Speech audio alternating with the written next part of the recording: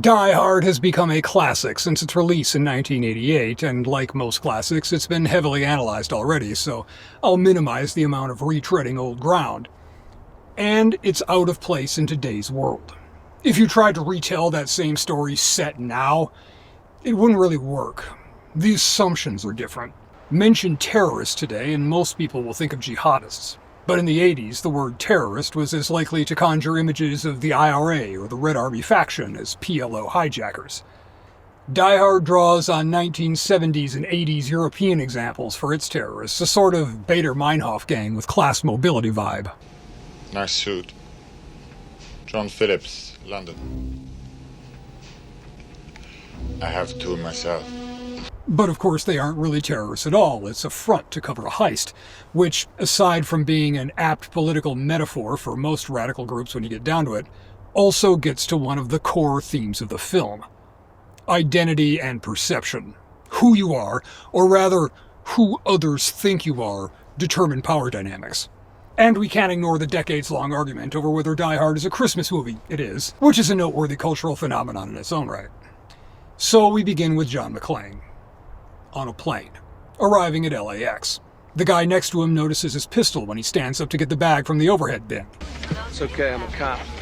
What had been a source of fear is suddenly perfectly acceptable because of the perception of identity.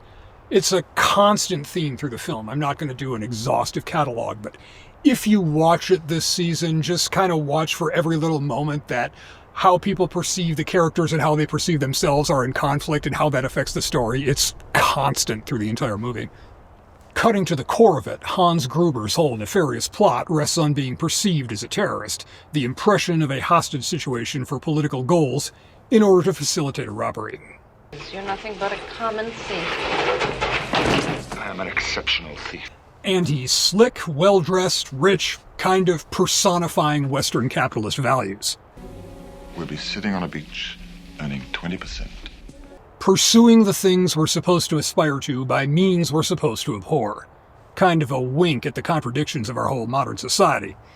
And his plan is working exactly as designed, almost as if he's stepped into the role of the establishment, with the police outside thinking they're opposing him but really just being the useful idiots that further the plot. Except for John McClane. At the start, he's not only following the rules, but an enforcer of them. And what's it gotten him? A failing marriage and having to fly across the country so he can see his kids on Christmas. Until Hans flips the power structure. Now he's the vigilante, acting outside the rules on his own judgment. Report me, come the fuck down here and arrest me. Just send the police now! We could expand this out into a commentary on the instability of modern society and how easily the illusion of law and order can evaporate, but that's not really where I'm going with this one, because there is a significant element in Die Hard that I think gets overlooked. We focus on McClane and Gruber, heroes and villains, even on Sergeant Powell, the cop who finds redemption for a tragic mistake. But caught in the middle are Holly, Mr. Takagi, and the rest of the hostages, the people that make things work but are passively carried along when expectations break down and things get weird. A whole microcosm of society. Only that's not right, because down in the parking garage is Argyle, the limo driver. He doesn't have a lot of screen time, and he spends most of it being either insecure or completely oblivious. Was hoping you could tell me. It's my first time driving a limo. We the people. It's not the hostages in the lobby. It's Argyle, who doesn't even know he's trapped until he finds out that all the exits are blocked and horrible things are happening all around him. At no point is he pretending to be something else. He's just Argyle. He's not trying to be a hero, but he's not passive either. Once he realizes what's happening and he connects it to something he sees happening in front of him, he acts.